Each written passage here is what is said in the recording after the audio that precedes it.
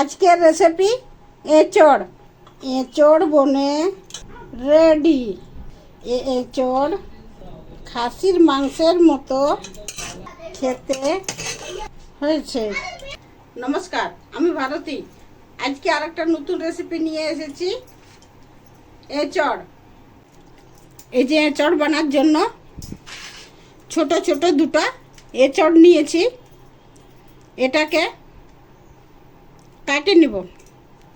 এটাকে কাটার আগে এই যে সরষের তেল, এই সরষের তেল হাতে একটু লাগাই নিব, আবার বটিটা তো লাগাই নিব। এরপরে এই যে কচি তাজা এঁচড়, এটাকে প্রথমে দুভাগে কাটে নিব। এই যে আমি এইভাবে এই যে খোসাটা ছাড়াই নিব। এই যে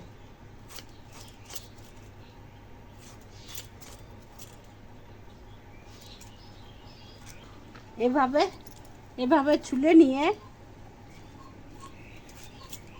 এই যে মাঝের মধ্যে কাটিয়ে, আর এই যে এর শক্ত অংশটা, এটাকে আমরা কাট বলি।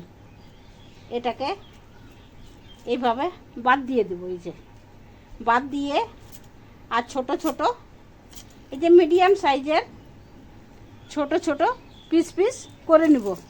এই যে এই কাঠটাকে এইভাবে বাদ দিয়ে, আর ছোট ছোট মিডিয়াম সাইজের কাটিয়ে নিব।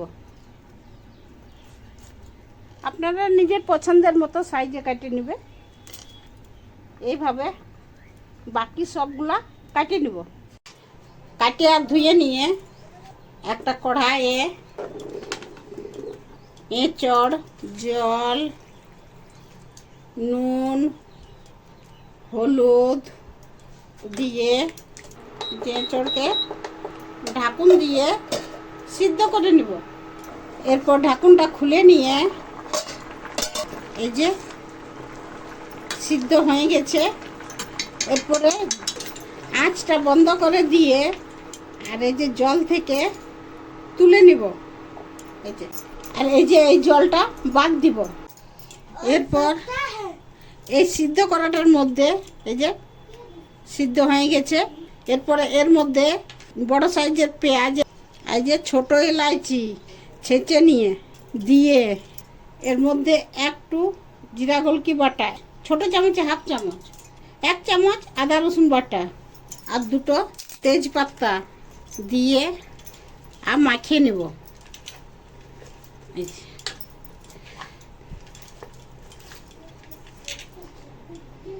এটাকে ভালো করে মাখিয়ে নিতে হবে।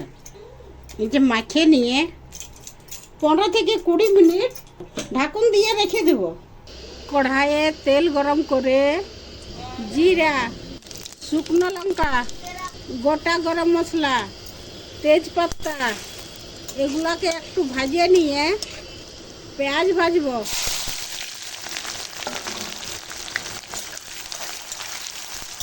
পেঁয়াজ ভাজা হয়ে গেছে।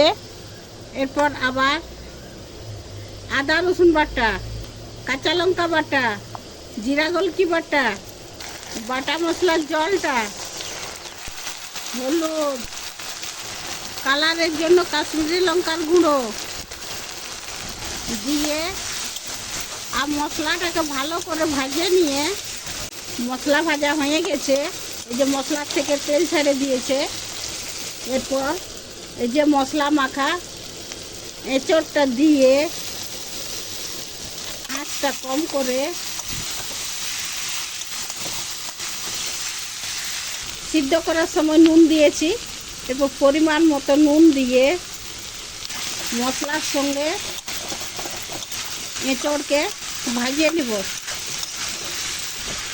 মশলার সঙ্গে এঁচড়কে ভাজিয়ে নিয়ে ছোট চামচে হাফ চামচ চিনি দিয়ে 5 মিনিট ভাজিয়ে নিয়ে, যে কালারটা কত সুন্দর হয়েছে।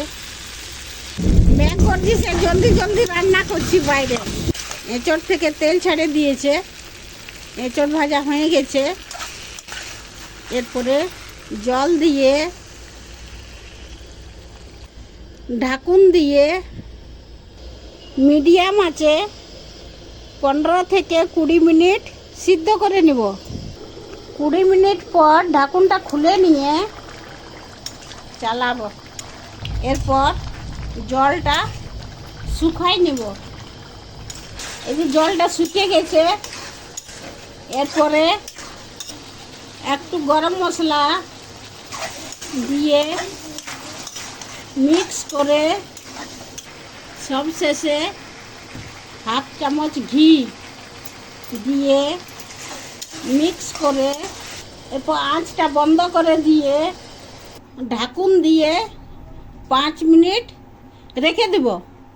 এই যে 5 মিনিট পর ঢাকুনটা খুলে নিয়ে আর পরোসে নিব। এঁচড় বনে রেডি। এটা ভাত, রুটি, পরোটা সকলের সঙ্গে খেতে পারেন। কেমন হয়েছে খেয়ে দেখছি। এই যে খেতে দারুণ টেস্টি হয়েছে। একবার খেলে বারবার খেতে ইচ্ছা করবে।